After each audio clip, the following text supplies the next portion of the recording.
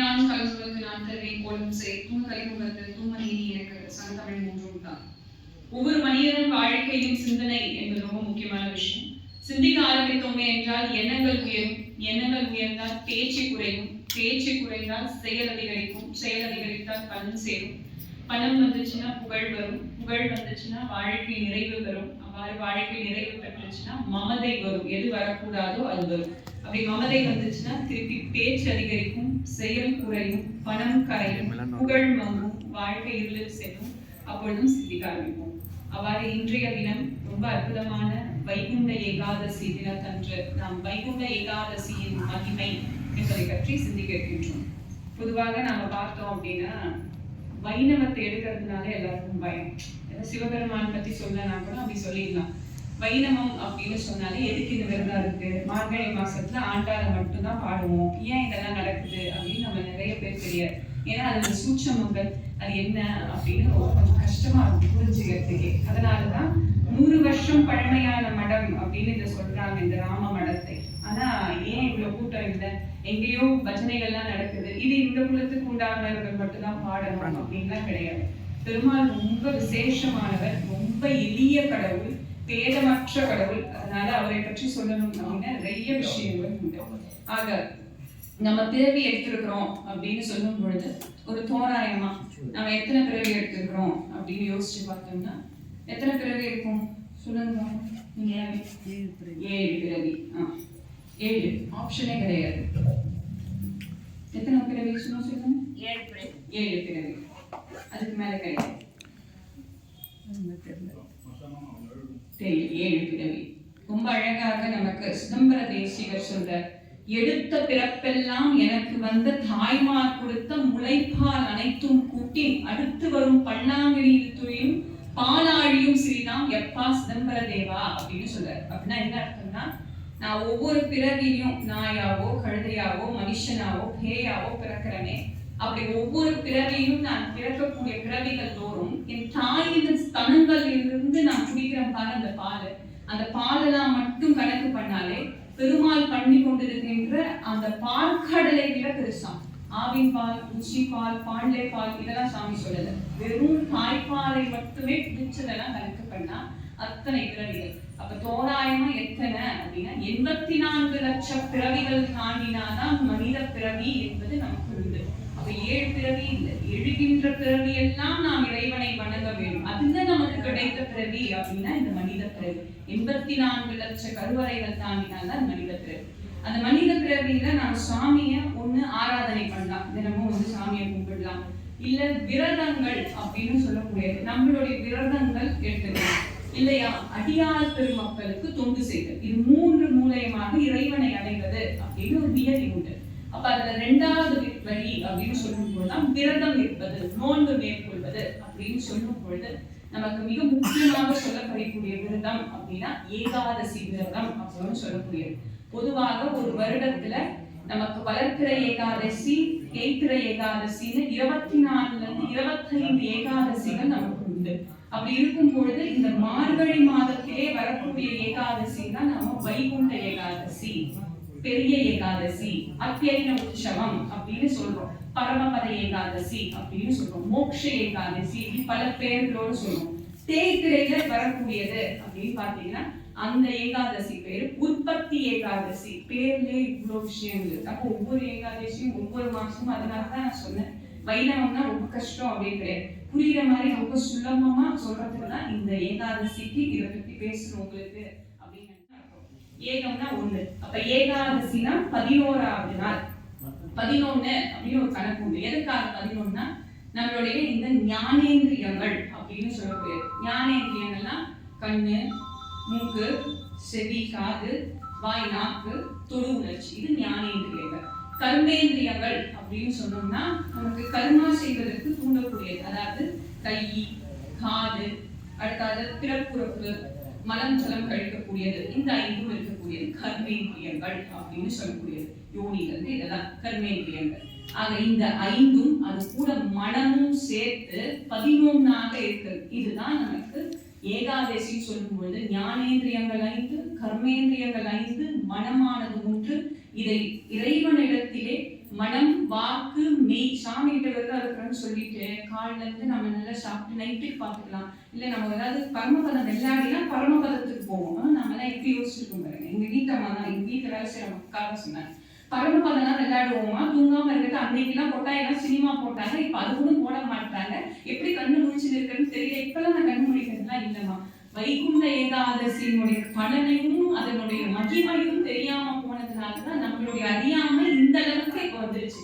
அதனாலதான் யாரா இருந்தாலும் என்ன சொல்றாங்க, உங்க சாமி இவ்வளோ சாமி இருக்குது, இந்த சாமியில யார் வந்து இது வந்து எங்களுக்குரிய சாமி. சிவன் கோயிலுக்கு போனா விஷ்ணு பத்தி பேசவே கூடாது, விஷ்ணு கோயிலுக்கு போனா சிவனை பத்தி சொல்லவே கூடாது. இந்த மாதிரி விஷயங்கள் நமக்கு தெரியாமல் நம் அறியாமையில இருப்பதனால்தான் இவ்வளோ விஷயங்களும் நமக்கு இருக்கு. அப்படி பாத்தீங்க அப்படின்னா இந்த விரதத்தை மேற்கொள்ளும் பொழுது அக்னி புராணத்தின்படி தாய்க்கு நிகரான தெய்வம் கிடையாது, அம்மாவை காட்டிலும் ஒரு கடவுள் கிடையவே கிடையாது, காசிக்கு நிகரான ஒரு தீர்த்தம் கிடையாது, காயத்ரி மந்திரத்துக்கு நிகரான ஒரு மந்திரம் கிடையாது. அப்படி விரதங்களிலே சிறப்பானதாக தலையாயனதாக உண்டு அப்படின்னா ஏகாதசி விரதம் அப்படின்னு சொல்லக்கூடிய ஏகாதசி விரதம். எதற்காக நாம பெருமாளை பத்தி இப்ப நம்ம வைகுண்ட ஏகாதசின்னு சொன்னா எந்த பெருமாள் பத்தி ஞாபகம் வருது? என்ன கேள்விதான். ஏன்னா இந்த ஃபர்ஸ்ட் இன்னும் தெரிஞ்சுது அப்படின்னு தெரிஞ்சாதான் கொஞ்சம் அது தகுந்த மாதிரி லீட் எடுத்து நான் பேசுவேன். நமக்கு ஸ்ரீரங்கம் தான் ஞாபகம். ஸ்ரீரங்கம்னு நான் சொல்லும் பொழுது நமக்கு எப்படி ஒவ்வொரு மந்திரமும் நமக்கு முக்கியமாக இருக்கு. இது சதாட்சர மந்திரம் சொன்னா நமக்கு முருகப்பெருமானினுடைய மந்திரம் ஓம் சரவண பவ அப்படின்னு சொல்லக்கூடியது சதாட்சர மந்திரம். அஷ்டக மந்திரம் அப்படின்னு சொன்னா அஷ்டம 8 ஓம் நமோ நாராயணாய அப்படின்னு சொல்லுவோம். அந்த ஓமானது பிரணவ மந்திரம் அப்படின்னு சொல்லுவோம். அந்த நமோ நாராயணன் சொல்லக்கூடிய எழுத்து 7 எழுத்துக்களும் 7 பிரகாரங்களாக ஓம் என்பது விமானமாக அமைந்த ஆலயம் அப்படின்னு பாத்தீங்கன்னா ஸ்ரீரங்கம். இந்த ஸ்ரீரங்கத்துல பெருமாள் ரொம்ப அழகாக துயில் கொண்டிருக்கிறார். அந்த அரண் அப்படின்னு சொல்லக்கூடிய ஆதிசேஷன் மீது ரொம்ப அழகாக யோக நித்திரையில இருக்கார். ஸ்ரீரங்கத்துல மட்டும்தான் அவ்வளோ பெரிய பெருமாள். உள்ளார இருக்கக்கூடிய பெருமாள் பேரு பெரிய பெருமாள் அப்படின்னு பேரு, உற்சவர் பேரு நம்பெருமாள் அப்படின்னு பேரு. அந்த உள்ளார இருக்கிற பெருமாளுக்கு ஸ்ரீரங்கத்துல மட்டும்தான் 3 மனைவிகள் இருந்தாலும், ஸ்ரீதேவி, பூதேவி, நீலாதேவின்னு இருந்தாலும் பெருமாள் மனைவியோடு இல்லாம இருக்கக்கூடிய காட்சி. அவரினுடைய நாதி கமலம், அதாவது தொப்புள்ள இருந்து பிரம்மா வந்ததாக நமக்கு உண்டு. பிரம்மா யாருன்னா மகாவிஷ்ணுவினுடைய மகன் ஸ்தானம் உண்டு.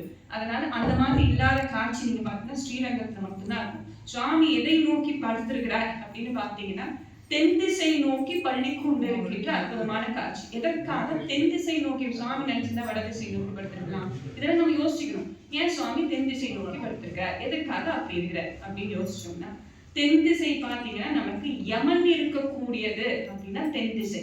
இப்ப நாளன்னைக்கு 2 நாள் கழிச்சு திருவாதிரை ஆருத்ரா தரிசனம் வருது. அப்ப நடராஜர் ஆடக்கூடியது பார்த்தா தென் திசை நோக்கி தான் ஆருத்ரா தரிசனத்துல நடராஜர் வந்து நடனம் புரிகிறார். எதற்காக தென் திசை நோக்கி இருக்கிறது என்றால் யம பயத்தை அழித்து பக்தர்களை காப்பதன் பொருட்டு இறைவன் தென் திசை நோக்கி இருப்பார் அப்படின்னு உண்டு. தென் திசையில பாத்தீங்கன்னா நமக்கு இலங்கை உண்டு. பெருமாளை பார்க்கும் பொழுது தென் திசையில இலங்கை இருக்கு. அங்க விபீஷ்ணர் இருந்தார். இலங்கைன்னு ஒன்னே ராவணன் மட்டும்தான் நமக்கு ஞாபகம் கூட. விபீஷ்ணர் அவருடைய தம்பி. விபீஷ்ணனுக்கு இதன் மீது பற்று வைத்ததனால் எப்படி பெருமாள் அவருக்கு அந்த இடத்திலே முடிசூடினாரோ அதை மாதிரி பக்தர்கள் ஆண்டாள் நாச்சியார் வந்து ஸ்ரீரங்கத்துக்கு எப்ப எங்க பெரியாழ்வார் என் மாமனார் எப்படி வருவாருன்னு சுவாமி சந்தோஷமா பார்த்துருக்கிறார். பார்க்கடல்ல இருந்து மகாலட்சுமி சீதா பிராட்டியார் எப்படி நமக்கு இலங்கையில இருந்து மீட்டெடுத்து மீண்டும் சேர்ந்தாலும் அதை மாதிரி பக்தர்கள் எல்லாம் என்னை நோக்கி எப்படி வருவாங்கன்னு சந்தோஷமா பார்த்து இருக்கக்கூடிய திசை அங்க இருக்கக்கூடிய யமனை அழிக்கக்கூடிய பெருமானாக நமக்கு தென் திசை நோக்கி பெருமாள் பள்ளி கொண்டிருக்கிறார். அதனால்தான் பெருமாள் பள்ளி அப்படி பெருமாள் பள்ளி கொண்டிருக்கும் பொழுது அவருக்கு தினமும் கைங்கரியம் செய்யணும். சுவாமிக்கு படைக்கிறது பூஜை பண்றது அந்த மாதிரி செய்யக்கூடிய. அப்படி அந்த ஸ்ரீரங்கத்துல நம்பெருமாள் அப்படின்னு சொல்லக்கூடிய ஒரு அற்புதமான பெருமாள் பிள்ளை பெருமாள் அப்படின்னு சொல்லக்கூடிய ஒருவர் என்ன பண்ணார், தினமும் சுவாமிக்கு கைங்கரியம் பண்றார். அப்படி பிள்ளை பெருமாள் கைங்கரியம் பண்ணிட்டே இருக்கும்போது திடீர்னு அவருக்கு தெரியல, படைக்கிற தட்டெல்லாம் கீழே வச்சுட்டு எழுந்து நின்று சொன்னார், சாமி இங்க வேற எனக்கு தெரியாது, இன்னைக்கு எனக்கு மோட்சம் கொடுக்கணும் அப்படின்னு சொன்னார். மோட்சம் கொடுக்கணும்னே பெருமாள் ரங்கநாதர் பேசுறார். ரங்கநாதர் பேசும்பொழுது ரங்கநாதர் கேட்கிறாரு, என்ன திடீர்னு நீ மோட்சம்லாம் கேட்கிற, நீ ஏதாவது இந்த இடத்திலே ஞான கைங்கரியம் பண்ணிருக்கியா, அதாவது ஞானத்தால யோக நிலையில் இருந்து சாமியை நினைச்சிருக்கியா, இல்ல அந்த பக்தி மார்க்கத்தின் மூலயமாக தினமும் கோயிலுக்கு வந்து சுவாமியை பக்தியா மனசால வேண்டி பக்தி மார்க்கத்தின் மூலயமாக என் நாமாவை சொல்லி அந்த மாதிரி ஏதாவது பார்த்திருக்கியா? இல்ல, எனக்கு அதெல்லாம் தெரியவே தெரியாது. சரி, எங்கேயாவது ஆலயங்களுக்குலாம் சென்று இறைவனை வழிபட்டிருக்கியா? உன்கிட்ட உட்காந்துட்டு உனக்கே இங்க வேலை செய்யறேன், நான் எங்க போய் அங்க செய்யுது? சரி, ஏதாவது அடியார் பெருமக்களுக்கு அந்த இடத்திலே உணவளித்திருக்கார்? நானே மடப்பள்ளியில கொடுக்குற பிரசாதத்தை சாப்பிட்ற ஒரு சாதாரண ஏழை, நான் எப்படி போய் அங்க போய் எல்லாருக்கும் அடியாருக்குலாம் கொடுக்குறது? அதெல்லாம் ஒண்ணும் செய்யல. தங்குவதற்கு இடம் கொடுத்திருக்கேன், நானே கோயில்ல ஓரமா படுத்து கிடக்குறேன், நான் எங்க தங்கத்துக்கு இடம் கொடுக்குறேன்? அப்ப நீ வந்து ஞான மார்க்கம் பண்ணல, யோக மார்க்கம் பண்ணல, பக்தி மார்க்கம் பண்ணல, அடியார் கொண்டு கொடுக்கல, என் நாமாவை சொல்லல, எதுவுமே செய்யல, மோட்சம் மட்டும் கேட்கிறியே அப்படின்னு பெருமாளுக்கு ரொம்ப கோபம் வந்து படுத்திருக்கிற பெருமாள் எழுச்சி கோபமா உட்கார்ந்தா. பிள்ளை பெருமாளுக்கு மட்டும்தான் உட்கார்ந்த நிலையில பெருமாள் காட்சி கொடுத்த. அப்படி கேட்ட உடனேவே இங்க பிள்ளை பெருமாள் என்ன பண்ணாரு? பிள்ளை பெருமாள் ஐயரு அவருடைய வேஷ்டி துண்டெல்லாம் கட்டிக்கிட்டு, நீ வந்து தடிப்பாண்டிக்கு எனக்கு மோட்சம் கொடுத்தியே, நீ தடிப்பாண்டிக்கு கொடுத்தது கூட எனக்கு ஒன்றும் பெருசா தெரியல, அவர் கூட இருந்த பானைக்கு கொடுத்தியே, அதனால நீ எனக்கு கொடுக்க மாட்டியான்னு கேட்டார். அன்னைக்கு படுத்த பெருமாள் திருப்பி படுக்கல. இந்த தடிப்பாண்டி யாருன்னா ஆயர்பாடி, நம்ம மார்கழி மாசம் கிருஷ்ணரை பத்தி சொல்லுவோம். அப்ப கிருஷ்ணர் வந்து வெண்ணையை திருடுறாரு, கிருஷ்ணனாலே வெண்ணையை திருடுறாரு, வெண்ணையை திருடுறாரு. இதான் குழந்தைகிட்ட சொல்ல வேண்டியது. கிருஷ்ணன் மாதிரி திருட மாதிரி இருக்காத அப்படின்னு நாம சுலபமா சொல்லிடுறோம். வெண்ணையை திருடினாரு, வெண்ணையை திருடினாரு. கிருஷ்ணன் இப்படிதான் சொல்லணும். சாமி திருடுவாரா? முதல் கேள்வி நீங்களா அதான் கேட்கணும். சுவாமி என்னடா இது வெண்ணையை திருடினாரு, வெண்ணையை, அப்ப இதனுடைய தாத்பரியம் என்ன அப்படின்னு கொஞ்சம் யோசிச்சு பார்த்தோம்னா, அந்த வெண்ணையை திருடிட்டு சுவாமி யசோதை கிட்ட இருந்து வெண்ணெய் எடுத்தாரு, அங்க இருக்கக்கூடிய கோபஸ்திரீகள் கிட்ட இருந்து வெண்ணெய் எடுத்து எல்லாம் தேடிட்டே வராங்க கிருஷ்ணர் என்ன பண்ணாரு? அங்க பானை செய்யக்கூடிய ஒரு ஆள் உண்டு, அவர் பேரு ததிபாண்டி அப்படின்னு உண்டு. அந்த ததிபாண்டி என்ன பண்ணா பானை செஞ்சுட்டே உட்காந்துருக்காங்க. பானை செய்யும் போது இந்த கிருஷ்ணர் கம்முன்னு பின்னாடி போய் அவங்க வீட்டுல பாக்குற பெரிய பெரிய பானை, அந்த காலத்துல பெரிய பானை வச்சிருப்பாங்க, அந்த பெரிய பானையை பாக்குற உனக்கு தயிர், உனக்கு வெண்ணெய் எல்லாம் இருக்கு. கடைசியில இருக்கிற பானையை பார்த்தா அது எதுவும் இல்லை. உடனே இவர் போய் என்ன பண்ணாரு? சரின்னு அதுக்குள்ளார போய் ஒளிஞ்சிட்ட உடனே தடிப்பாண்டி என்ன பண்ணா, இதுதான் சரியான நேரம்னு சொல்லி அந்த பானைக்கு மேல போய் உட்காந்துட்டார். உட்கார்ந்த உடனே அந்த யசோதையும் மத்த கோபஸ்திரீகள்லாம் வராங்க. நீ கண்ணனை பாத்தியா அப்படின்னு கேட்கிறாங்க. இங்க நான் கண்ணனை பார்க்கவே இல்லை, வந்து பார்த்தா 6 மாசம் ஆச்சு, கிருஷ்ணன் எனக்கு ஒண்ணுமே தெரியாது அப்படின்னு சொன்னேன். ஓ தெரியாதுன்னு சொல்லிட்டு அவங்க போயிட்டாங்க. அப்படி போன உடனேவே கேட்டாங்க, சுவாமி வந்து கிருஷ்ணர் வந்து தன்னுடைய புல்லாங்குழலால குத்துற, அப்படி குத்துன உடனே வலிக்குது, அப்படி இறங்கின உடனே நான் இறங்கணும்னா எனக்கு மூச்சு திணறது, சீக்கிரம் எழுச்சிட்டு தடிப்பாண்டி அப்படின்னு சொன்னேன். நான் நவுறணும்னா எனக்கு நீ அந்த இடத்துல மோட்சத்தை கொடுக்கணும். உடனே கிருஷ்ணர் சொன்னாரு, உனக்கு மட்டும் மோட்சம் கிடையாது, உன்னோடு நான் இங்கே அமர்ந்த பாரு இந்த பானைக்கும் நான் மோட்சம் தருகிறேன் அப்படின்னு சொன்னார். அந்த பானை இன்னைக்கும் போனீங்கன்னா வைகுண்டத்துல ஒரு பெரிய பானை இருப்பதாக நமக்கு ஐதீகம் உண்டு. அப்படி அந்த பானைக்கும் மோட்சம் கொடுத்தார். இந்த கதைய யாரு? நமக்கு சாமிக்கு கைங்கரியம் செய்கிற பிள்ளை பெருமாள் சொல்றார். நீ இதெல்லாம் கொடுத்திருக்கிறத பாஞ்சாலி கிட்ட செஞ்சிருக்க, பிரகலாதன் கிட்ட செஞ்சிருக்க, நீ இப்படி எல்லாம் செஞ்சிருக்கிற, எனக்கு ஏன் மோட்சம் கொடுக்கல? அன்னைக்கு படுத்த பெருமாள் தான் உனக்கும் மோட்சம் உண்டு அப்படின்னு பிள்ளை பெருமாளுக்கு சொன்னார். அப்ப சுவாமியினுடைய கதைகளையும் சரித்திரத்தையும் சுவாமியினுடைய புராணங்களையும் அந்த பிராக்கிரமத்தையும் நாம் சொன்னாதான் சாமி பாப்பாரு இவனுக்கு எல்லாம் நம்மளை பத்தி தெரிஞ்சிருக்கு. எப்படி நாம ஒரு டெஸ்ட் எழுதி இந்த லெவல்ல அந்த லெவல்ல அப்படி பாஸ் ஆகி போன உடனே சரி போ அப்படின்னு சாமி அந்த இடத்துல செய்யறாங்களோ, அதை போன்று இறைவன் பாப்பார் நம்மளை பத்தி எல்லாம் இவன் தெரிஞ்சு வச்சிருக்கான், இவன் கிட்ட இருந்து நம்மளால அந்த இடத்துல தப்பிக்கவே முடியாது, இவன் என்ன கேட்கறான்னா கொடுத்துடலாம் அப்படின்னு சொல்லி கொடுப்பார். அதற்காக தான் சுவாமியினுடைய புராணங்கள் நமக்கு தெரிய வேண்டும் அப்படின்னு நமக்கு சொன்னாங்க. ஆக வெண்ணெய் திருடுறதுன்னு சொன்னல, வெண்ணெய் திருடுறது, வெண்ணெய் திரு, அப்ப என்ன அர்த்தம்? வெண்ணெய் திருடுறதுன்னா என்ன அர்த்தம் அப்படின்னு யோசிச்சோம்னா, பொதுவா வெண்ணெய் எப்படி செய்வோம்? வெண்ணெய் எப்படி கிடைக்கும்? ஹாட்சன் வெண்ணெய்லாம் வாங்கிடுவாங்க, மில்கி மிஸ்ட் வெண்ணெய் வாங்குவோம். நீங்க எதுக்கு வெண்ணெய் செய்வது எப்படி அப்படின்னு குறிப்பெல்லாம் கேட்குறீங்க அப்படிலாம் கேட்கக்கூடாது.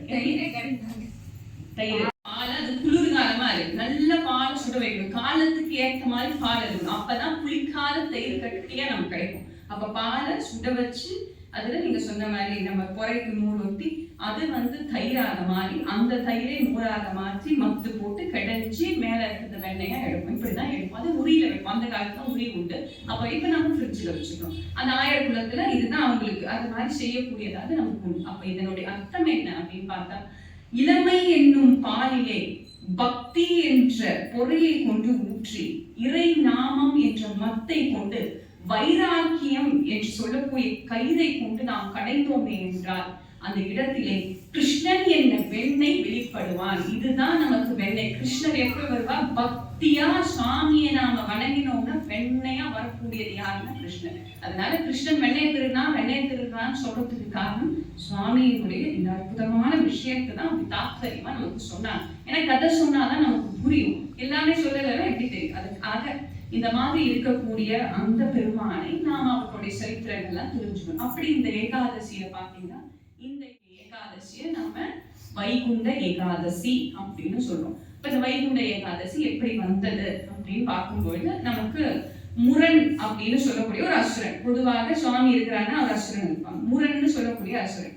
இந்த முரண்னு சொல்லக்கூடிய அசுரன் என்ன பண்ணினான்னா பிரம்மாவிடத்திலிருந்து வரம் வாங்கினார். கொஞ்சம் வரம் வந்துருச்சுனாலே ஆணவம் எல்லாம் அதிகமாயிடும். அப்படி ஆணவம் எல்லாம் அதிகமான உடனே இவன் என்ன பண்ணா தேவர்களை குடும்பப்படுத்த ஆரம்பிச்சுட்டான். இது என்னன்னா அசுரர்கள் இங்க வெளியே இருக்கிறாங்க அப்படின்னு கிடையாது, நமக்குள்ள ஒரு கோபம், நமக்கு ஒரு பணம் வந்துருச்சு, நமக்கு பேர் வந்துருச்சு அப்படின்னா ஒரு மமதை வருது பாருங்க. நம்மளை காட்டில யாராவது செய்ய முடியும், அந்த மமதை தான் அசுரனாக நமக்கு உருவகப்படுத்துறாங்க. அது நல்லா தெளிவாக தெரியுது. அப்ப முரண் ஒரு அசுரன், அந்த அசுரனுக்கு வரம் கிடைச்சது. கிடைச்ச அசுரன் என்ன பண்ணா தேவர்களை கொடுமைப்படுத்த ஆரம்பிச்சான். அப்படி கொடுமைப்படுத்தும் பொழுது அவர்கள்லாம் போய் சிவபெருமான் கிட்ட சரணாதிகரித்தாங்க. அப்ப சிவபெருமான் சொன்னார், காக்கும் கடவுளாக இருக்கக்கூடிய விஷ்ணு கிட்ட போய் கேளு அப்படின்னு சொன்ன உடனே அங்க விஷ்ணு கிட்ட போய் கேட்டாங்க. விஷ்ணு 1000 ஆண்டுகள் அவனோடு போர் செய்தார். 1000 ஆண்டுகள் போர் செய்திருந்தாலும் அவனுக்கு கொஞ்சம் அவருக்கு சோர்ந்து போயிட்டார். அதனால என்ன செஞ்சார், ஒரு குகையில போய் பத்மாஸ்திரம் சொல்லக்கூடிய குகையில போய் இருக்கிறார். அப்படி இருக்கும்போது இவன் விட்ட பாடு கிடையாது முரண். அந்த திரும்ப போய் சுவாமி கிட்ட சண்டை போடுறார். அப்படி யோக நிலையிலே சுவாமி இருக்கும் பொழுது அவரிடத்திலிருந்து 11வது நாள் ஒரு சக்தி வெளிப்பட்டது. அந்த வெளிப்பட்ட சக்தி தான் நமக்கு யோக சக்தியாக நமக்கு இருக்கக்கூடிய ஏகாதசி. 11வது நாள் வெளிப்பட்ட சக்தி, அதனால் அதுக்கு ஏகாதசி. பெருமாளிடத்திலிருந்து வெளிப்பட்ட பெண் சக்தி ஏகாதசி. அதனால ஏகாதசினா பெருமானுடைய சக்தி. அந்த சக்தி வெளிப்பட்டவுடனே அவனுடைய அந்த ஓங்கார, அந்த ஓலை சத்தமானது அந்த முரணை அந்த இடத்திலே அழித்ததாக நமக்கு அப்படி ரொம்ப அழகாக வந்ததுதான் இந்த ஏகாதசி அப்படின்னு சொல்றது. அப்ப வைகுண்ட ஏகாதசினா என்ன அப்படின்னு சொல்லும் பொழுது சுவாமி இந்த மாதிரி இருக்கிறாரா, சுவாமியினுடைய நாபி கமலத்திலிருந்து பெருமாளுடைய பிள்ளை யாருன்னு சொன்ன பிரம்மா. அந்த நாபி கமலம்னா தொப்புள்ளது அப்படி நீங்க பார்த்திருப்பீங்க, போயிட்டு யூடியூப்லாம் பார்த்தீங்கன்னா எப்படிங்கிறது ஒரு தாமரை, அந்த தாமரை மேல பிரம்மா. அது அப்போ அவருடைய மகன். அப்போ பிரம்மாவுக்கு இவர் என்ன பண்ணினார், வேதங்கள் எல்லாம் சொல்லி நீ இந்த மாதிரி அப்பாவாச்சு புள்ள சொல்லணும் இல்லை, இதெல்லாம் சொல்லி வேதங்கள் எல்லாம் நீ படிச்சு நீ இந்த சிருஷ்டி தொழிலை பண்ணு அப்படின்னு சொல்லி. இப்ப வேதங்களை பார்த்து சிருஷ்டி தொழில் பண்ண ஆரம்பிச்ச உடனே என்ன நினைச்சுக்கிட்டாங்க, நம்ம அப்பா கொடுத்த சொத்துனாலதான் நாம எல்லாம் படிச்சு வந்திருக்கிறோம் அப்படின்னு மறந்துட்டு எப்படி நம்ம பிள்ளைங்க வளர்ந்த உடனே நம்ம மேலே கேஸ் போட்டு சொத்து பரிவாங்க கேட்குதுங்களோ அதே மாதிரி பிரம்மா நானே தான் இந்த வேதத்தை எல்லாம் படிச்சேன் போல அப்படின்னு நினைச்சுக்கிட்டு ஆணவத்துல இருந்ததுனால சுவாமி பார்த்தார், எப்படியாவது அவன் நடக்கணும் அப்படின்னு நினைச்சுக்கிட்டேன். அப்ப அந்த வேதங்கள் எல்லாம் 2 அசுரர்களாக மது கைடவர் அப்படின்னு சொல்லக்கூடிய 2 அசுரர்களை அனுப்பினார். அவங்க போய் அந்த வேதங்களை எடுத்துட்டு போய் கீழே கடல்ல போட்டாங்க, ஒழிச்சு வச்சுட்டாங்க. எனக்கு கிடையாது அப்படின்னு கேட்ட உடனேவே மகாவிஷ்ணு என்ன பண்ணாரு, கவலைப்படாதன்னு சொல்லிட்டு ஹயக்ரீவராக நமக்கு தெரியும் சுவாமி எப்படி வருவார். ஹயக்ரீவர் நம்ம எல்லாரும் தெரியும், குதிரை வெண் குதிரை முகத்தோட அஸ்வகாருடர் அப்படின்னு சொல்லக்கூடிய சுவாமி ஹயக்ரீவராக வந்து அந்த இடத்துல என்ன பண்றாரு, அங்க இருக்கக்கூடிய வேதங்களை தானே எடுத்து. அதனாலதான் குழந்தைங்களுக்கு படிப்பு வரலன்னா ஹயக்ரீவர் கிட்ட போகணும். ஏன்னா வேதங்கள் எல்லாம் காத்து கொடுக்கக்கூடிய சுவாமியாக நமக்கு உண்டு. அப்படி இருக்கக்கூடிய ஹயக்ரீவராக வந்து இந்த இடத்த வேதங்களை காப்பாற்றி கொடுத்தார். அப்படி அந்த மது கைடவர் கேட்டாங்க, சுவாமி இது நடந்த தினம் எது அப்படின்னா மார்கழி மாதத்திலே வரக்கூடிய ஏகாதசி தினம் தன்று. ஆக அவங்க சொன்னாங்க, சுவாமி எங்களுக்கு நீங்க பரமபத வாசலை தர வேண்டும் அப்படின்னு சொன்னாங்க. அதாவது எனக்கு வைகுண்ட பதவியை தர வேண்டும் அப்படின்னு கேட்டாங்க. உடனே சுவாமி என்ன பண்ணார், சரி தந்தோம். மார்கழி மாதத்தில் வரக்கூடிய ஏகாதசி என்று நமக்கு வைகுண்ட பதவியை மது கைடவர்களுக்கு அருளியனால் இது பேர் வைகுண்ட ஏகாதசி அப்படின்னு பேர். பரமபத வாசல் அப்படின்னு சொல்றோம் இல்ல, அந்த பரமபத வாசலை நமக்கு அருளியார். பரமபத வாசல் எங்க இருக்குது, சத்திய லோகத்துக்கு முன்னாடி. சுவாமி எப்படி என்ன சொன்னார், கிழக்கு வாசல் முகமாக வராமல் நான் வடக்கு வாசல் வழியாக வருகிறேன். நீங்க இன்னைக்கு பாத்தீங்கன்னா சுவாமி ரொம்ப அழகாக பெருமாள் வருவார். எப்படி வருவார், பெருமாள் 7 நிலைகள் இருக்கும், 7 கதவுகள். பொறுமையா சாமி வருவார். அந்த சாமி பொறுமையா வருவார். எப்படி வருவாருன்னா நமக்கு தெரியும். இந்த 4 விதமான சதுர்கதி அப்படின்னு சொல்லுவாங்க. சதுர்கதினா, சதுர்னா 4 கதிகள்ல நீங்க போய் பார்த்தீங்கன்னா இதெல்லாம் ஸ்ரீரங்கத்துல நடக்கக்கூடிய மிகப்பெரிய வைபவம். நிறைய பேருக்கு வைணவம் தெரியாம இருக்கிறதுக்காக, ஏன்னா அது யாரும் வெளியே சொல்ல மாட்டாங்க. அது இதோடைய சூட்சமும் அதிகமா இருக்கு. இப்ப நாம சிவபெருமான் பத்தி படிக்கிறேன்னா திருமுறைகள்ல படிச்சாலாவது நமக்கு புரிஞ்சிடும். ஆனா இந்த பாசுரங்கள்லாம் ரொம்ப எளிமையானது, உட்கருத்து அதிகமானது. அது புரியாமலே நமக்கு போறதுக்காக யாரும் வெளியே சொல்றது கிடையாது. அப்படி இந்த இடத்துல வரும்பொழுது சுவாமி எப்படி வருவார்? ரத்தன அங்கியில வருவார். சுவாமி பார்த்தீங்கன்னா ஒரு சிங்கம் எப்படி வருமோ அந்த மாதிரி ரத்தன அங்கி இருந்தாதான் சொன்ன 4 கதிகள். ஸ்ரீரங்க பெருமான் வரும்பொழுது சதுர்கதி அப்படின்னு சொல்லுவோம். 4 கதி. அதாவது அந்த கருவறையிலிருந்து வரும்பொழுது ஒரு சிங்கம் எப்படி குகையிலிருந்து வருகிறதோ அப்படி வரக்கூடியது. இப்ப சிங்கம் எப்படி வரும்னா கிளறிட்டு வரும். அதனாலதான் நமக்கு முதல் பாசுரத்துல ஆண்டாள் நாச்சியார் என்ன சொன்னார்? ஏராந்த கண்ணி யசோதையின் இளம் சிங்கம் அப்படின்னு சொன்ன. அழகான கண்கள் கொண்டு யசோதையினுடைய இளம் சிங்கம். அந்த சிங்கம் எப்படி வரும்? அந்த குகையை விட்டு அப்படி வரும். பொதுவா பாத்தீங்கன்னா சிங்கம் போய் வேட்டையாடணும்னா தேவையில்லை. அந்த சிங்கம் வெளியே வந்து அப்படி கர்ஜித்தாலே போதும். மற்ற விலங்குலாம் என்ன நினைச்சு, எந்த பக்கத்துல இருந்தும் சிங்கம் நம்ம வேட்டையாட வருதோன்னு நினைச்சிட்டு குகையின் முன்னாடி தானே இங்கேயும் அங்கேயும் ஒரு மானும் குதிரையும் இப்படி அப்படி ஓடும். அப்படி ஓடினோடனே சிங்கம் அந்த குகையில் இருந்து அதே அதனுடைய உணவை இருந்த இடத்துல இருந்தே அடிக்கக்கூடிய தன்மை உண்டு. அப்படி வரக்கூடியதுதான் அந்த சிங்கம். அதனாலதான் நமக்கு நரசிம்மரை பற்றி சொல்லும் பொழுது சிங்க முகமாக இருக்கக்கூடியவர் நரசிம்மர். அந்த சிம்ம ரொம்ப அழகான முகம். பார்க்கறதுக்கு சுவாமி பாத்தீங்கன்னா 2 நேத்திரங்கள் வச்சிருப்பார். கண்கள், நேத்திரங்கள்னா கண்ணு.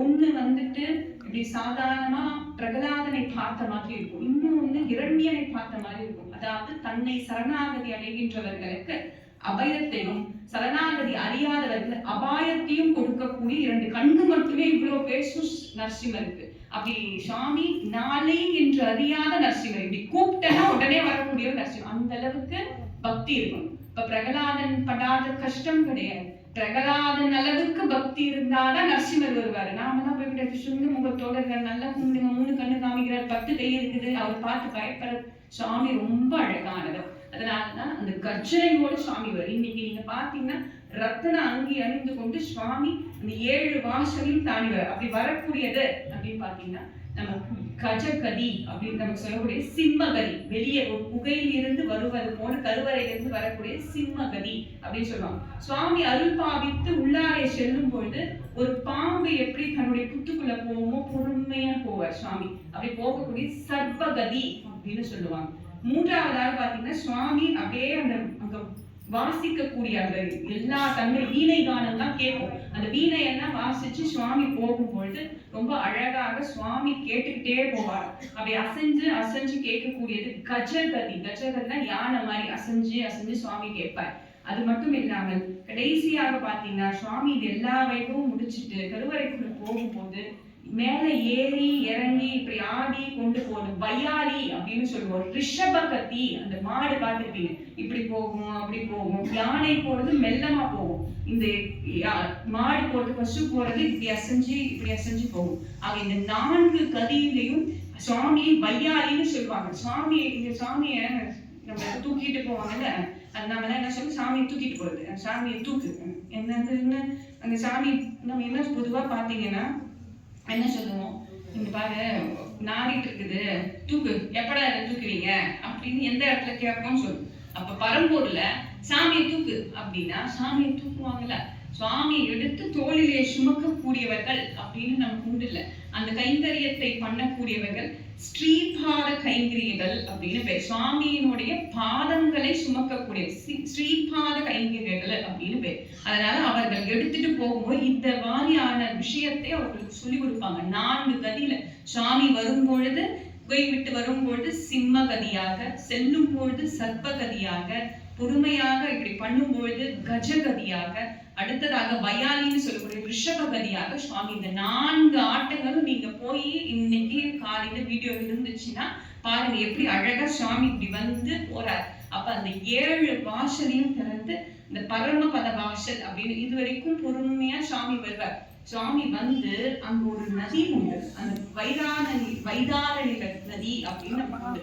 இது என்னன்னா நம்ம ஏதோ நினைச்சுக்கிறோம், பரமபத வாசல தொடர்ந்து நாம எல்லாம் பாக்குறது அப்படின்னு நாம நினைச்சுக்கிறோம். அதனுடைய பொருள் என்னன்னா, இந்த உயிரானது இந்த உடலை விட்டு போனதுன்னா நமக்கு உண்மையாலுமே வைகுண்ட பதவி இல்ல சிவபதவி வேணும் அப்படின்னா அதுக்கு உண்டான ஒரு ரிஹர்சல் தான், முன்னேற்பாடு தான் இந்த வைகுண்ட ஏகாதசி. நாமெல்லாம் போய் அங்க போய் அடிச்சுக்க வேண்டிய, பெருமாளை பார்க்க முடியல என்னால, சாமி எப்படி பார்க்க முடியும், என்னால பார்க்க முடியல, நீங்க எனக்கு பிரசாதம் கொடுங்க, நீங்க என்ன, அதுக்கு வீட்லயே உட்காந்து கும்பிடுங்க, நிம்மதியா இருக்கிறதுக்கு தான் போய் நிற்போம். அங்கேயும் அடிச்சுன்னு சாமி இன்னைக்கு பார்த்தாலும் எனக்கு சாமி மோட்சம் கொடுப்பாரு, இன்னைக்கு நான் என்ன பண்ணாலும் நான் இன்னைக்கு செத்தா கூட மோட்சம், எங்க செத்தா மோட்சமா? அந்த மது கைடவர் கேட்டது என்னன்னா, இன்னைக்கு இறக்கக்கூடியவர்கள், உன்னை பார்க்கக்கூடியவர்களுக்கு எனக்கு மோட்சம் வேணும்னு கேட்டது உண்மைதான். ஆனால் எவர் ஒருவர் இந்த வைதாரண நதி அப்படின்னு நான் சொன்னோம்ல, அந்த 7 கதவு அப்படின்னு சொல்லும் பொழுது ஒரு மனிதன் எங்க நமக்கு இங்க குண்டலினி யோகம்னு சொல்றோம்ல, இங்க கீழே இருந்து 7 சக்கரங்கள், ஆதார சக்கரங்கள் சொல்றோம்ல, அந்த ஆதார சக்கரங்களை கடந்து வைதாரண நதி அப்படின்னு ஒண்ணு உண்டு. அதாவது நாம போகும்போது இங்க செய்யக்கூடிய பாவங்களிலே அந்த ஆன்மா புண்ணிய பாவத்துக்கு ஏற்ற மாதிரி அந்த வைதாரண நதி உண்டு. அந்த இடத்துல நீங்க நினைக்கிற மாதிரி ஆஹா தேன் பாயிர நதி அப்படின்லாம் கிடையாது. மாமிசங்களும் ரத்தமும் மலமும் ஜலமும் இருந்து எரியக்கூடிய ஒரு நதியாக நமக்கு உண்டு. அந்த நதியில போய் இந்த ஆன்மா செய்த புண்ணியத்துக்கு ஏற்ற மாதிரி அது இவ்வளவு கொடுமைப்படும். நல்லது செஞ்ச ஆன்மாவாக இருந்தா அது தேனாத மாதிரி பாலாத மாதிரி அது காட்சி இருக்குமா, அதனால கடப்பதற்கு சுலபமாக இருக்கும். இங்க செய்யக்கூடியதனுடைய பிரதிபலிப்பு அங்க கிடைக்கும். அதனால இங்க பார்த்துட்டு நான் என்ன தப்பு பண்ணாலும் டைரக்டா நான் சொர்க்கத்துக்கு போவேன் அப்படின்னா நீங்க நினைக்கவே கூடாது. இங்க இருந்து சுவாமியை பார்த்து அது கடந்து போகணும் அப்படின்னா நீ செய்யற பாவ புண்ணிய கணக்கினுடைய பிரதிபலிப்பு அங்க இருக்கக்கூடிய ஆத்துல அங்க இருக்கக்கூடிய நதியை கடக்குது. அதனாலதான் இது பேரு வைதாரண தசி ஏகாதசின்னு அப்படின்னு பேர் உண்டு. அப்படியே அந்த வஜ்ரா நதி அப்படின்னு வடமொழியில சொல்லுங்க, வஜ்ரா நதியை கடந்து போகும். அதாவது சுவாமி என்ன பண்ணுவார், நீங்க தான் என்னை பார்க்க வரீங்க, நீங்க எல்லாம் காத்துட்டு இருக்கீங்க, இந்த ஜீவாத்மாவோடு அந்த பரமாத்மா வரப்போகிறார். 7 திசையை நோக்கி ஒரு ஆன்மா அப்படி வரும் பொழுது அந்த இடத்துல பொறுமையா வருவார். அந்த வஜ்ர நதியை நாம கடந்துட்டோம்னா அதுக்கு மேல சாமி ஒரு நொடி இருக்க மாட்டார். நீங்க பாத்தீங்கன்னா வரும்பொழுது சாமி சிம்ம மாதிரி வேகமா வருவார், உள்ள போகும்போது பொறுமையா போவார். இது நீங்க எல்லாரும் இன்னைக்கு போய் யூடியூப்ல பொறுமையா பாக்குறீங்க, சுவாமி எப்படி வேகமா வராரு, திருப்பி எப்படி போறாரு. ரத்ன அங்கியில சிம்மாசனத்துல உட்கார்ந்து சுவாமி அப்படி வேகமா வந்துட்டு போவார். இது காட்சி என்னன்னா, நான் வந்துட்டேன், நீங்க எப்போ உங்களை தயார்படுத்திருக்கீங்க, வஜ்ர நதியை நாம எல்லாம் கடந்துட்டோம் அப்படின்னா இந்த ஆன்மா வந்து உடனே பரமாத்மாவோடு சேரக்கூடிய அற்புதமான வேகத்தை கொடுக்கும் அப்படின்னு சொல்லுவோம். வைதாரண ஏகாதசி, ஏன்னா அந்த வஜ்ர நதியை கடந்து செல்லக்கூடிய ஆன்மாவை ஏற்றுக்கொள்ளக்கூடிய, அதனால அந்த ஏகாதசி அப்படின்னு பேர் வந்து முக்கோடி ஏகாதசி அப்படின்னு சொல்லுவோம். நாம திருப்பதியில இந்த பரமபத வாசல் திறப்பு என்பது கிடையாது, அவ்வளவு பெரிய பெருமாள் கோயில் அது கிடையாது. எதற்காக அப்படின்னு பாத்தீங்கன்னா அங்க 3 பிரகாரங்கள் உண்டு. அந்த 3வது பிரகாரத்துக்கு பேர் முக்கோடி பிரகாரம் அப்படின்னு பேர். அந்த கதவை வந்து எப்பயுமே திறந்தே இருக்க மாட்டாங்க. பெருமாள் கோயில்ல, திருப்பதியில, திருமலையில திறந்தே இருக்க மாட்டாங்க. இந்த 3 நாள், அதாவது ஏகாதசி, தசமி, ஏகாதசி, துவாதசி, அந்த 3 நாள்ல மட்டும்தான் திறந்து வச்சிருப்பாங்க. அது பேர் முக்கோடி பிரகாரம் அப்படின்னு பேர். அதனாலதான் அது முக்கோடி ஏகாதசி. இதுக்கு வந்து சொர்க்கவாசல் திறக்கிறதுக்கு சமமானது. அதனாலதான் முக்கோடி ஏகாதசி அப்படின்னு இந்த ஏகாதசிக்கு பேரும். இது ரொம்ப அற்புதமான சிறப்புகள் உண்டு. இன்னைக்கு விரதம் இருக்கிறோம் அப்படின்னா நாளைக்கு காலையில குளிச்சுட்டு நம்ம நெல்லிக்காய், சுண்டக்காய், அதுக்கப்புறம் அகத்திக்கீரை, இது 3 செய்யும். இந்த பல்லுல படாம ஒரு கவலை புளி இல்லாத சாதத்தை நாம வாயில போட்டுக்கணும். அது பேரு பாரணை அப்படின்னு சொல்லுவாங்க. எதற்காகனா நெல்லிக்காய் சாப்பிடனா ஒரு நாள் முழுக்க விரதம் இருக்குமா, வெறும் நம்ம உப்பு சக்தி எல்லாம் கம்மி ஆயிடுமா, எல்லாரும் தண்ணி எல்லாம் குடிப்போமா, குளிர் நாள்ல குடிப்போமா, குளிக்க மாட்டோம். அதனால தண்ணி சக்தி எல்லாம் நீர் சக்தி எல்லாம் போயிடும். அப்ப இந்த நெல்லிக்காய்க்குள்ள தன்மை என்னன்னா, அதிகமா உமிழ்நீரை சுரக்கக்கூடிய தன்மை நெல்லிக்காய்க்கு உண்டு.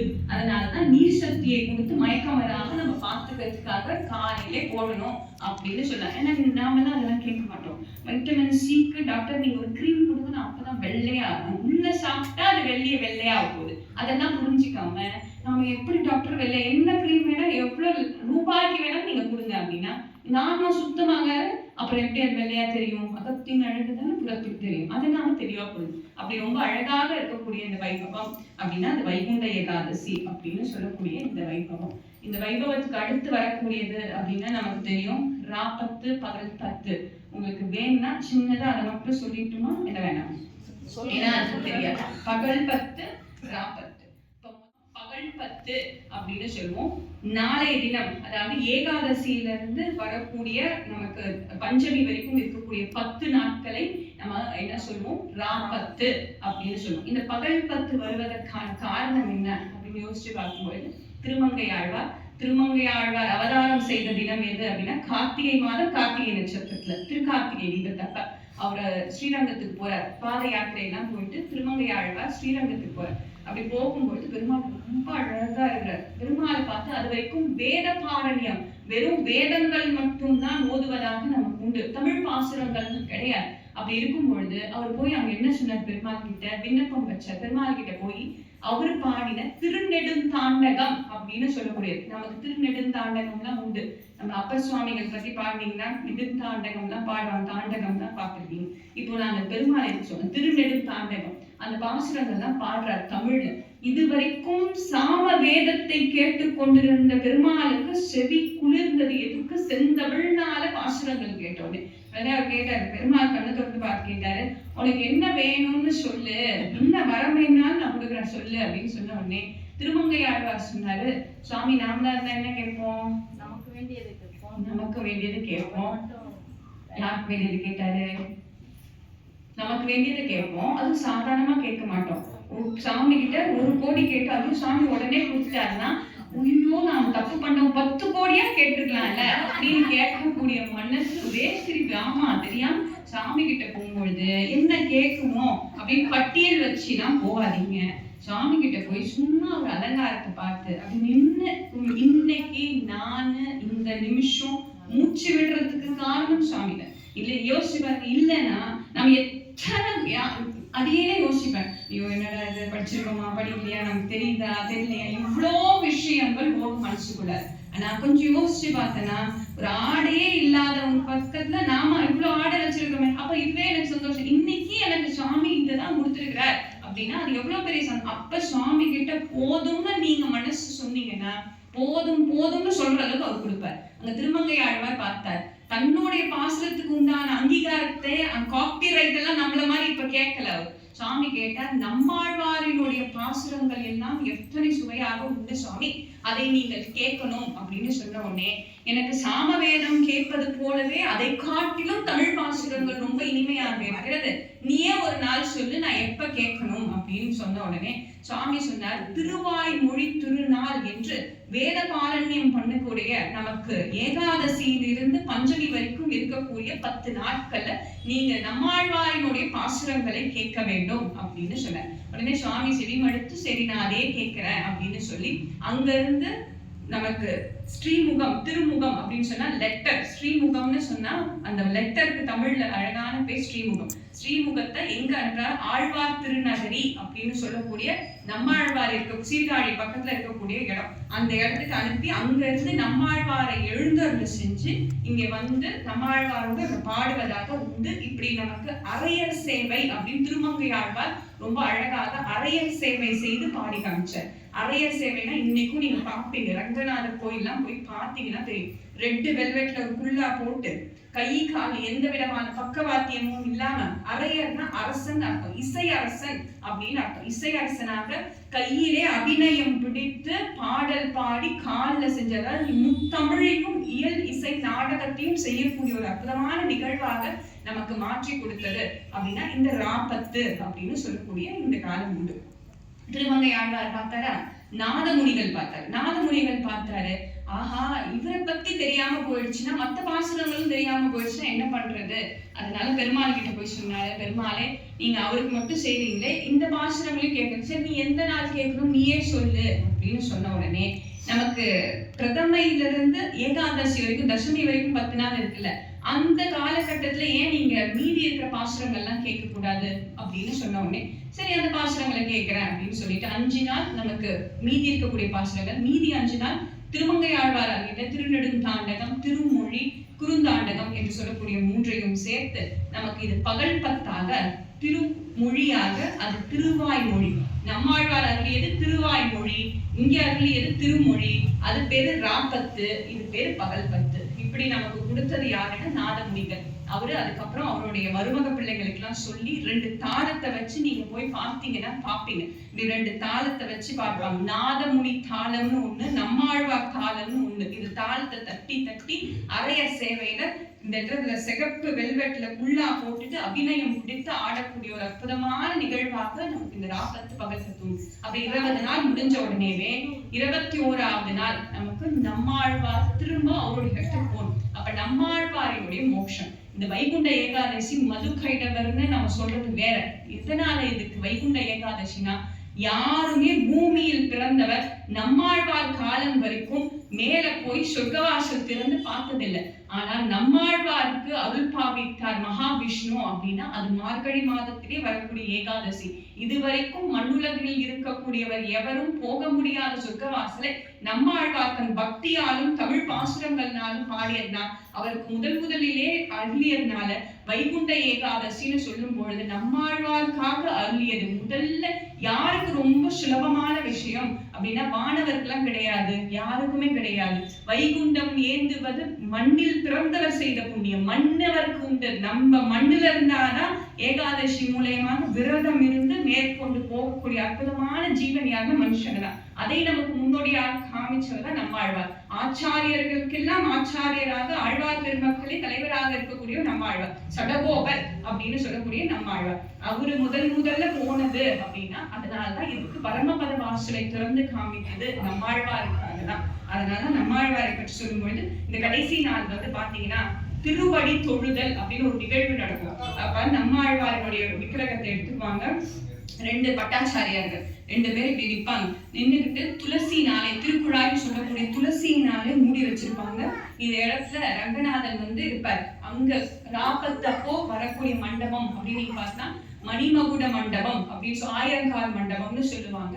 பகல் பத்தப்ப வரக்கூடிய மண்டபம் அர்ஜுன மண்டபம் அப்படின்னு சொல்லுவாங்க. நீங்க போனீங்கன்னா ஸ்ரீரங்கத்துல போனா யாரும் சொல்லவும் மாட்டாங்க, காமிக்கவும் மாட்டாங்க. இதெல்லாம் மிகப்பெரிய விஷயங்கள். அந்த மண்டபத்துல எழுந்தவர் சுவாமி ஏகாதசி இந்த 20 நாள்ல மட்டும்தான் மகாலட்சுமி தாயார் சன்னதிக்கு முன்னாடி திருமஞ்சனம்லாம் எதுவுமே நடக்காது. சுவாமி அடியாருக்காக அற்புதமான காட்சி பார்த்தீங்கன்னா இந்த ஏகாதசி 20 நாள்ல தான் அவரு ரங்கநாதர் நம்பெருமாள் எழுந்தருவார். அவரை சுத்தி இந்த இடத்துல ஆழ்வார் பெருமக்கள் எல்லாம் விக்கிரகங்களாக இருப்பாங்க. நீங்க பாத்தீங்கன்னா ஒரு பெரிய மணல்ல கொட்டி வச்சு ரொம்ப அழகாக இருக்கும், உற்சவமா இருக்கும். நீங்க போய் பாருங்க. அப்படி இருக்கக்கூடியது இந்த இன்னையில இருந்து 10 நாளைக்கு சொர்க்கவாசல் திறந்து இருக்கும். இன்னைக்கு பார்த்தாதான் சொர்க்கத்துக்கு போவான் அப்படிலாம் கிடையாது. 10 நாள் திறந்து வச்சிருப்பாங்க. இது ஐதீகமாவே நமக்கு உண்டு.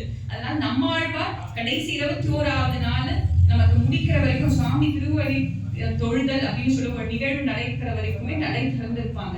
அப்படி அந்த நம்மாழ்வார துளசியால சாத்தி வச்சு அந்த இடத்தை காட்டும் பொழுது அந்த இடத்துல சுவாமி அவரை முழுமையாக துளசி போட்டு மூடிப்பாங்க. அப்ப நம்மாழ்வார் இறைவனை சேர்ந்ததாக நமக்கு ஐதீகம் உண்டு. இங்க இருக்கக்கூடிய அர்ச்சகர் திரும்பவும் ஆழ்வாரை எங்களுக்கு தந்தருளும் அப்படின்னு சொன்ன உடனேவே இந்த இடத்துல திருப்பி அந்த துளசியை விலகி அந்த இடத்துல ஆரத்தி காமிப்பாங்க. சுவாமிக்கு திருப்பி தந்த நம்மாழ்வாரை நமக்காக இறைவன் திரும்ப தந்ததாக ஐதீகம் உண்டு. அங்கிருந்து அவர் ஆழ்வார் திருநகரிக்கு போனதாக உண்டு. இப்படி நடக்கக்கூடியதான் இந்த ராப்பத்து பகல் பத்துன்னு சொல்லக்கூடிய 21ஆம் நாள் 1000 நானே சொன்னேன். எத்தனை திவ்ய பிரபந்தங்கள் இருக்கு?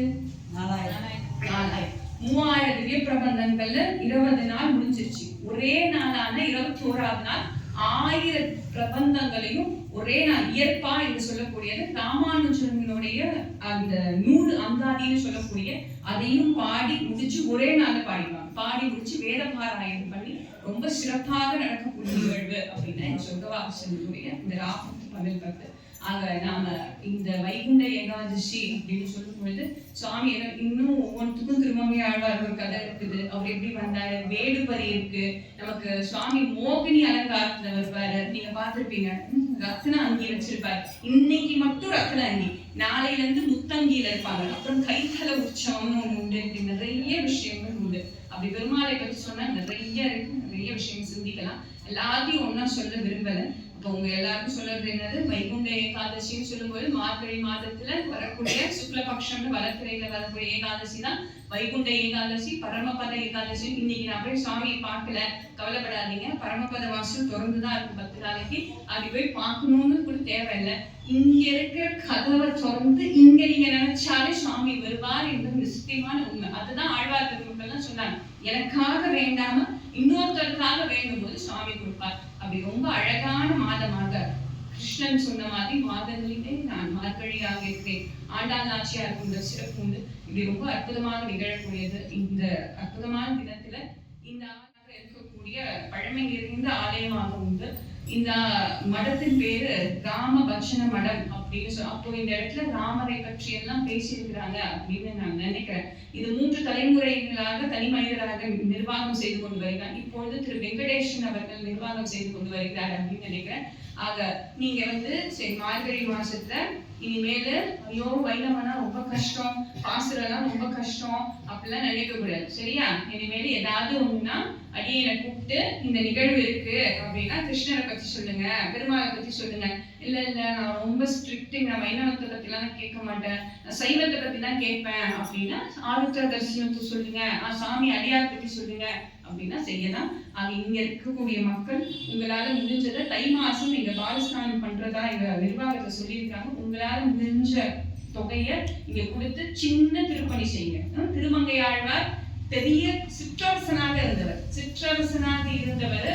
அவர் கொள்ளையடித்து சுவாமிக்கு திருவரங்கத்துல திருப்பணி செய்தார். அவரை சுவாமி திருத்தணும்னு சொல்லி தானே நீலனாக இருந்தவரை திருமங்கை ஆழ்வாராக மாற்றி ஏற்றுக்கொண்டது அப்படின்னா அவர் எவ்வளவு பெரிய விஷயத்தை செஞ்சார். அப்ப திருப்பணி செய்யறதுக்கு திருடிக்கும் கொடுத்திருக்காங்க சாமி. திருடி நம்ம வீட்டுல வச்சு அவர் வீடு கட்டிக்கல. இப்ப இருக்கிற மாதிரி நான் இப்ப இருக்கிறதுன்னு சொன்னா யார சொல்றேன்னு உங்க எல்லாருக்கும் தெரியும். அவங்க திருடி நமக்கே கொடுப்பாங்க. 5 கிலோ அரிசிங்க, 1 கிலோ சர்க்கரைங்க, நாங்க இதை கொடுக்குறோம், அந்த மாதிரி எல்லாம் கிடையாது. ஆக நாம இறைவனுக்கு செய்யக்கூடியது இறைவன் நமக்கு இத்தனை 1400 ஆண்டுகளாக இருக்கக்கூடிய இந்த 40 பகல் வைபவத்தை இன்னைக்கும் பேசுறோம்னா இந்த மாதிரி ஆழ்வார் பெருமக்கள் செய்த விஷயம் அப்படின்னு தெரிஞ்சுக்கிட்டு அடியேனை இந்த ஆலயத்திற்கு அறிமுகம் செய்த திரு கோயில் நிர்வாகம் சார்பாகவும் என்னை கூட்டு அடைத்தவர்களையும் வணங்கி கேட்டு இது வரைக்கும் பொறுமையா கேட்டு இந்த உங்கள் பாதங்களையும் வழங்கி இதெல்லாம் நிறைவு செய்தேன். உருவாய் நலவாய் உள்ளதாய் கருவாய் மீரா கதியாய் விதியாய் துர்வாய்